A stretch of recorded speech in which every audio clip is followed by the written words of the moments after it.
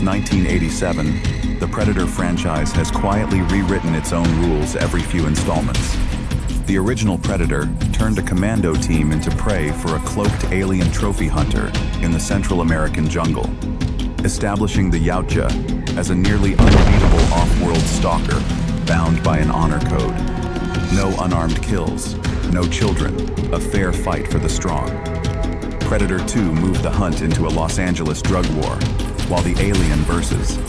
Predator films folded the Yautja into a shared mythology with the xenomorphs and introduced Weyland-Yutani as the human faction greedy enough to weaponize both species. Predators 2010 exiled a squad of human killers onto a game-preserve planet. And The Predator 2018 pushed the lore toward Black Ops genetic hybridization. Then Dan Trachtenberg reset the formula twice.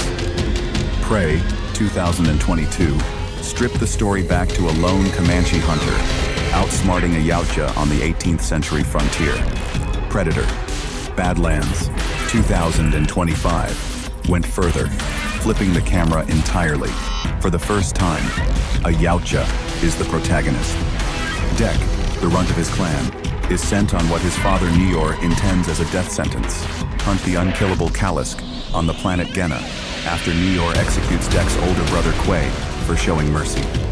Stranded and outmatched, Dek is forced into an alliance with Thea, a legless Weyland-Yutani synthetic torn apart by the Kalisk, who wants her severed legs back in exchange for tracking help. Their bond deepens after they adopt Bud, a hatchling Kalisk that marks Dek as clan.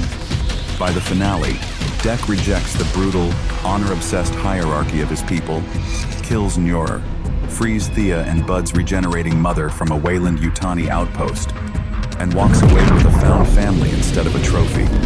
No sequel has been officially greenlit as of mid-2026. Director Dan Trachtenberg has said he doesn't want to chase a follow-up, simply because Badlands performed reasonably well at the box office. Still, the pieces are visibly on the table. Trachtenberg has hinted his story in this universe isn't finished. Arnold Schwarzenegger has discussed a possible cameo, and 20th Century Studios leadership has openly floated a larger Alien vs. Predator crossover, growing organically out of Badlands' groundwork. That gap is exactly what this fan concept fills.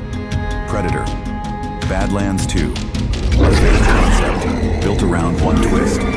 Picture the film opening months after Badlands, with Dek, Thea, and Bud living as a scavenged, makeshift pack on Genna's fringe, half hunting, half hiding, slowly becoming a family. But Thea never fully purged her original manufacturer directives. Deep in her neural core sits a dormant Weyland-Yutani failsafe. When a derelict corporate relay beacon pings her passively during a supply scavenging run, the protocol wakes without her conscious consent and fires a single encrypted burst transmission back to Weyland-Yutani headquarters. The coordinates of Yautja Prime, quietly harvested from Dek's own navigation data during their travels together. For Weyland-Yutani, this is the discovery of the century, a homeworld of the galaxy's most formidable bioweapon-grade hunters, ripe for acquisition. The company launches a black site expeditionary fleet, stealth dropships, synthetic Praetorian soldiers, and, in the cargo hold, containment cylinders holding something far worse than androids. When Thea realizes what she has done, she has to choose between her manufacturer and her adopted family, and race to warn Dek before the fleet arrives. The back half of the film becomes a homecoming Dek never wanted, returning to a Yautja Prime that exiled him, now facing an invasion he unintentionally caused. The clans that once rejected him as too weak have to decide whether to trust the runt who killed their patriarch. As Weyland-Yutani's dropships breach the atmosphere, and the first xenomorph specimens are released as living weapons against the Yautja's own sacred hunting grounds, Dek is forced to become the leader, the alpha, his brother Quay always believed he could be, uniting rival clans against a common enemy for the first time in Yautja history.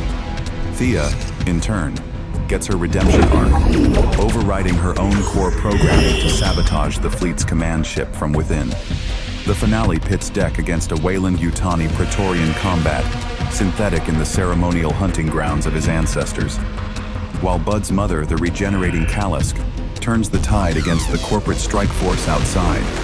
It's a story about found family versus corporate ownership, and a blood-soaked answer to the question the franchise has circled since 2004. What happens when Weyland-Yutani finally gets exactly what it has always wanted?